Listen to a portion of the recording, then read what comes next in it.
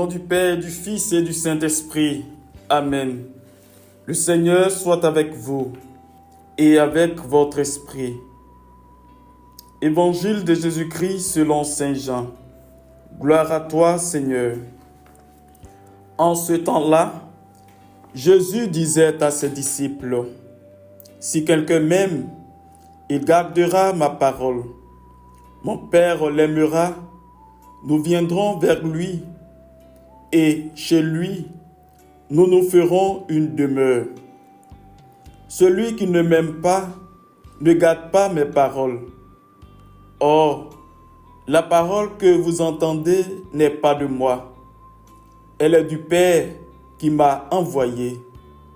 Je vous parle ainsi tant que je demeure avec vous. Mais le défenseur, l'Esprit Saint que le Père enverra en mon nom, lui, vous enseignera tout et il vous fera souvenir de tout ce que je vous ai dit. Je vous laisse la paix, je vous donne ma paix. Ce n'est pas à la manière du monde que je vous la donne. Que votre cœur ne soit pas bouleversé ni effrayé. Vous avez entendu ce que je vous ai dit. Je m'en vais et je reviens vers vous. Si vous m'aimiez, vous seriez dans la joie puisque je pars vers le Père, car le Père est plus grand que moi. Je vous ai dit ces choses maintenant avant qu'elles n'arrivent. Ainsi, lorsqu'elles arriveront, vous croirez. Acclamons la parole de Dieu. Louange à toi, Seigneur Jésus.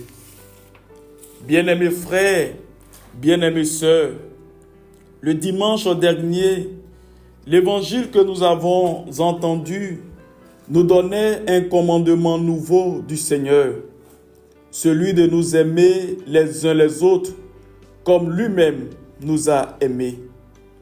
Mais au-delà de ce nouveau commandement, Jésus signifiait que c'est à travers l'amour que nous aurons les uns pour les autres que ceux et celles qui nous voient vivre reconnaîtront que nous sommes ses disciples. Mieux, à travers l'amour que nous aurons les uns pour les autres, ceux et celles qui partagent notre quotidien témoigneront que nous appartenons au siècle de Jésus, puisque nous sommes ses disciples. L'amour est donc le critère de reconnaissance de tout disciple de Jésus. Dans le même élan, l'évangile de ce 6e dimanche de Pâques de l'année liturgique C braque le projecteur sur une autre manière de prouver notre amour pour Jésus, celle de garder sa parole. Mes frères et mes sœurs bien-aimés, pour notre nourriture spirituelle de ce dimanche, j'axerai ma méditation sur 2 points essentiels. Dans un premier temps, à travers l'Évangile, nous sommes invités à prendre conscience d'une réalité qui nous échappe souvent et que Jésus nous rappelle. Si quelqu'un m'aime, il gardera ma parole. La question que je voudrais qu'on se pose est la suivante. Aimons-nous réellement Jésus? Je sais qu'aucun d'entre nous ne pourra dire qu'il n'aime pas Jésus. Cependant, pourquoi ne gardons-nous pas sa parole? Mieux, pourquoi ne mettons-nous pas en pratique la parole du Christ qu'il nous a léguée? En matière d'amour, nous savons que dire à quelqu'un que nous l'aimons ne se résume pas seulement à de simples et belles paroles, car il faut y adjoindre l'acte. Il ne suffit donc pas de dire « Seigneur, je t'aime ». Il faut aussi poser des actes qui prouvent que nous l'aimons véritablement. Nous disons que nous aimons Dieu, que nous aimons Jésus, alors que nous mettons sa parole de côté sans la suivre véritablement, surtout quand elle semble rude à entendre. Par exemple, Dieu nous demande de l'aimer de tout notre cœur, de toute notre âme, et d'aimer notre prochain comme nous-mêmes. Mais nous préférons aimer l'argent plus que Dieu et notre prochain. De même, Dieu nous demande de respecter nos parents, mais c'est nous qui leur manquons de respect. Il nous demande de ne pas voler, mais c'est nous qui sommes les champions du vol, les champions de la fraude, les champions de la corruption dans nos lieux de travail.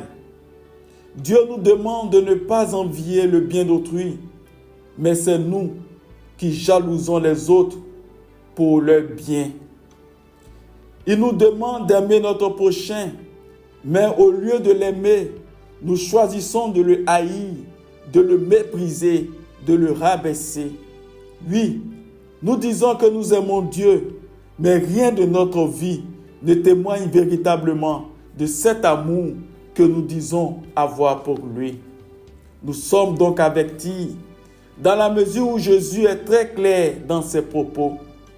Celui qui l'aime garde sa parole.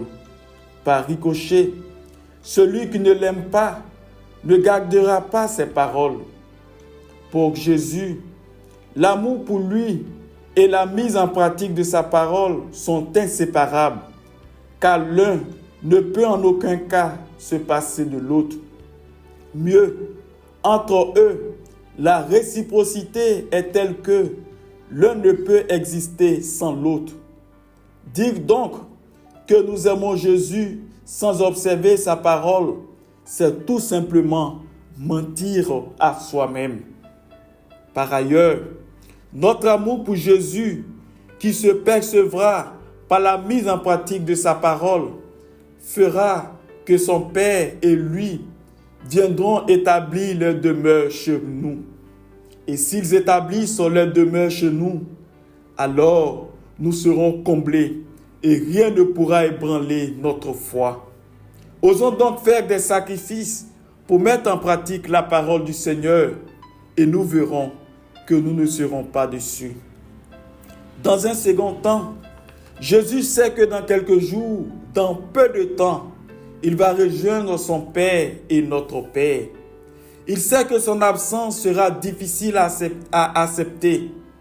C'est pourquoi il nous annonce qu'il ne nous laissera pas orphelins en nous promettant un défenseur qui sera pour toujours avec nous. Et le rôle du défenseur sera en substance de nous rappeler tout ce que Jésus a enseigné sa vie durant. En effet, Jésus sait que la vie chrétienne que nous voulons sincèrement vivre en lui montrant notre amour pour lui n'est pas facile.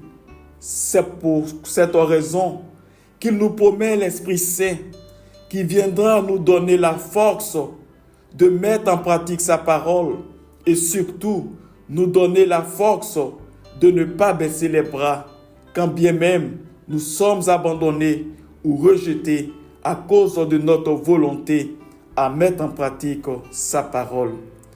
Mes frères et mes sœurs bien-aimés, aujourd'hui, le Seigneur nous invite à affirmer notre amour pour lui en obéissant à sa volonté.